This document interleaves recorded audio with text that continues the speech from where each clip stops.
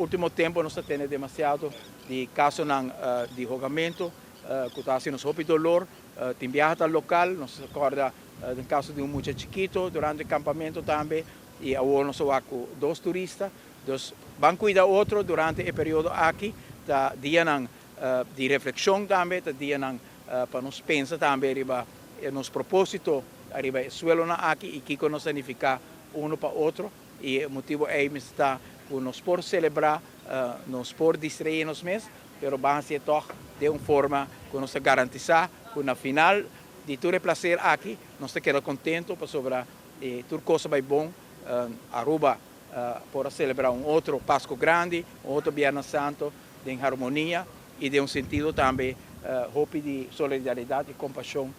para outro, e hecho que 2 departamentos de curto tempo por donar-nos ajuda aqui que nos pede, também é algo que mostra que é vontade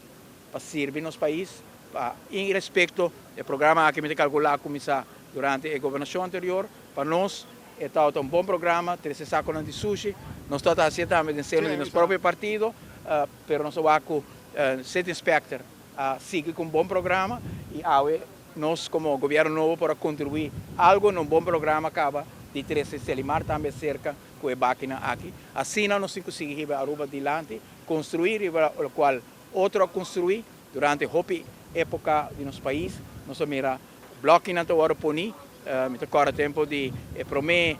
City Inspector na Aruba, Marlon Peters e depois outro governo a seguir com o City Inspector, um instituto de nosso país que está funcionar e que está percorrer junto com o Selimar, junto com o DOE, para a limpeza de área pública de Aruba. Hope danke.